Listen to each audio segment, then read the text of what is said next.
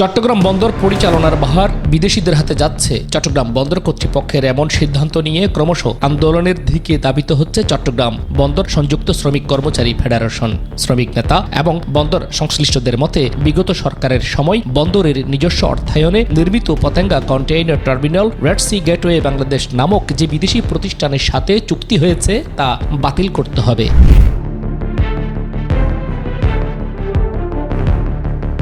তারা আরও অভিযোগ করে বলছেন, পতিত সরকারের প্রধানমন্ত্রী এবং তার দোসর সালমান এফ রহমান সিসিটি এবং এনসিটি টার্মিনালকে দুবাই ভিত্তিক প্রতিষ্ঠান ডিবি ওয়ার্ল্ডকে দিয়ে হস্তান্তরের যে চুক্তি করেছে বন্দর কর্তৃপক্ষ, সেই আলোকে কার্যক্রম চালিয়ে যাচ্ছে।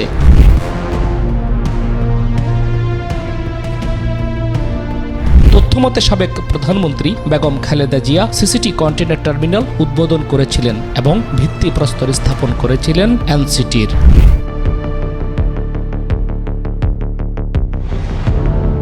এদিকে ধারাবাহিক কর্মসূচির অংশ হিসেবে চট্টগ্রাম বন্দর সংযুক্ত শ্রমিক কর্মচারী ফেডারেশন চট্টগ্রাম বন্দর চেয়ারম্যানকে স্মারকলিপি দিয়েছে।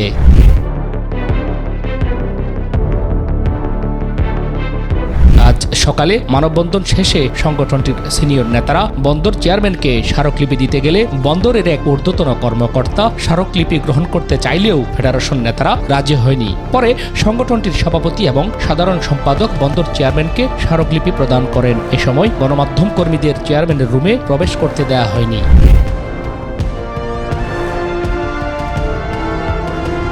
সংগঠনটির সাধারণ সম্পাদক নুরুল্লাহ বাহার জানান, এনসিটি সিসিটি বিদেশিদের হাতে তুলে দেওয়ার সিদ্ধান্ত বাতিল করতে হবে। পতেঙ্গা কন্টেইনার টার্মিনাল চুক্তি বাতিলের দাবিও জানান তিনি। সরাসরি শেখ হাসিনা এবং সালমান এফ রহমান করতে সিদ্ধান্ত দিয়েছিল পতেঙ্গা টার্মিনাল চুক্তি বাতিল।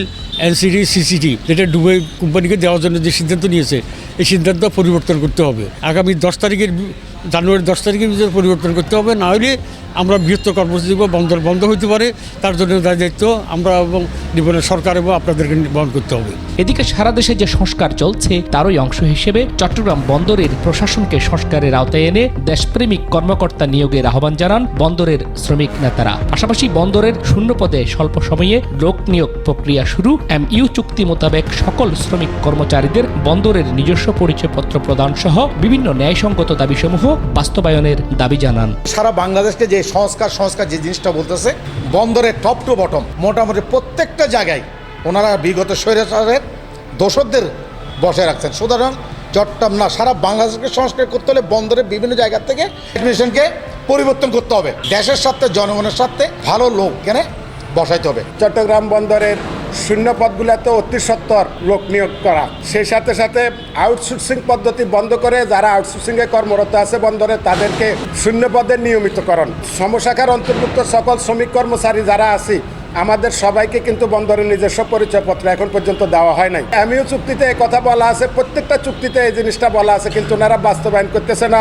অল্প সময়ের মধ্যে এই কার্যক্রমকে হাতে নিতে হবে। এদিকে এক্সট্রা হাউস গ্যাং শ্রমিক দলের ব্যানারে কর্মসূচিতে অংশ নেয়া শ্রমিকরা জানায় তাদেরকে দীর্ঘদিন ধরে বন্দরের শ্রম শাখায় অন্তর্ভুক্ত করা হচ্ছে না। সংগঠনটির সাধারণ সম্পাদক Delwar Hossain extra house gang শ্রমিকদের বন্দরের শ্রম শাখায় অন্তর্ভুক্ত করার দাবি জানান।